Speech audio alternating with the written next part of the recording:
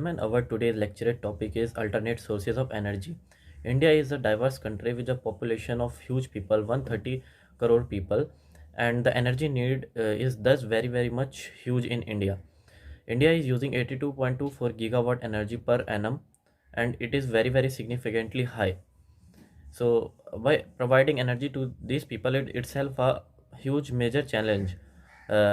India in the previous year has been more focusing on the alternate sources of energy. That's why, because India is bound to the protocols of the Paris Agreement as well as Cartagena Protocol and Kyoto Protocol. India has been a significantly member of the United Nations Conservation of Conference of Conservation of the Climate. So India has its duty to maintain its energy in within the manner or the boundaries of the sustainable development, as it is one of the sustainable development goal. So India is looking for the alternate sources of energy. Uh, since then, the NDA2 government has been in the country, the more amount of research and development money had been provided to the nuclear sector, and India is the leader in the nuclear sector. A tremendous killer intent has been shown by the government in the sector of the energy in atomic area, and this is the renewable energies. We have the share of 32.2%, which is quite significantly high as we compare to other developing countries, and it is equally matchable to developed countries. uh, Non-conventional sources of energy which are non-renewable are like coal, petroleum, and natural and the other kind of gases which India used to import, and which levy heavy imposes or tariff on India, and it is also degradable for our economy as India is importing much from Iran and Saudi. So these are the energy which India was using conventionally, but we are required to do it in alternate manners. So India is now focusing on the solar energy, wind energy, biodegradable waste energy, e-waste energy, and these energy will be very helpful for India economically as well as in every development aspect, because it is a clean energy source and a green energy source, and will lead to our green economy and green sustainable development. India is also a president or the member of International Solar Alliance, which is an intergovernmental organization where its headquarters is in the New Delhi, where its headquarters is in the Gurgaon, India. So India is also investing much on the solar energy nowadays, and tidal energy and wind energy has also been a part for India in the area near coastal region like Gujarat and the region of Kerala, and North India which and South India, where there have been solar radiation in so much amount. So India is also preparing for the global solar energy.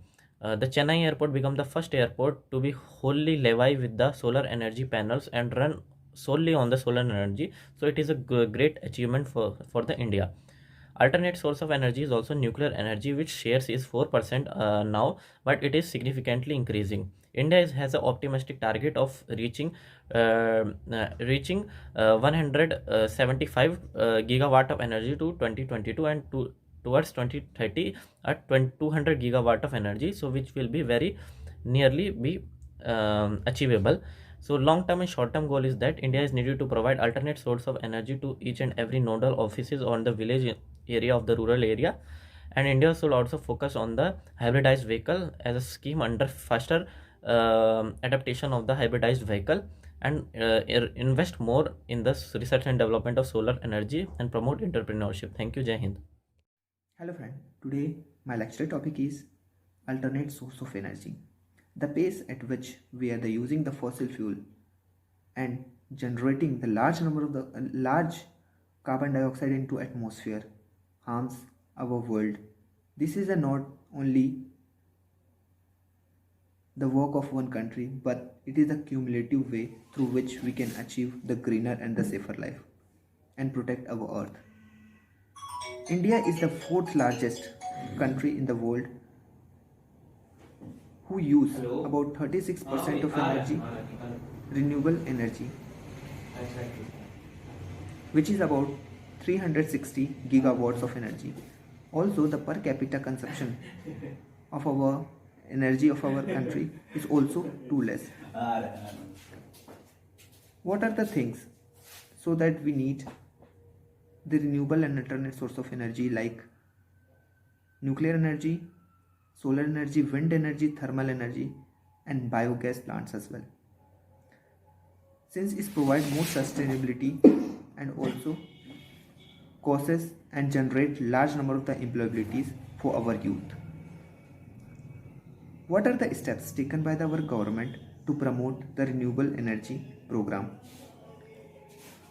Our government on the international forums talk about the international alliance for one world, one sun, one world and one grid system to provide the grid to the other countries from our country. Also, recent development was there that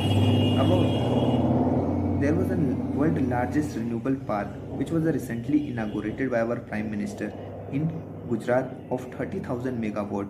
So it was a great steps and move toward the renewable source of energy. There was several schemes like PLI in which on producing which increase and provide incentives to the farms which are the manufacturing the items such as solar panels and items related to the cells as well.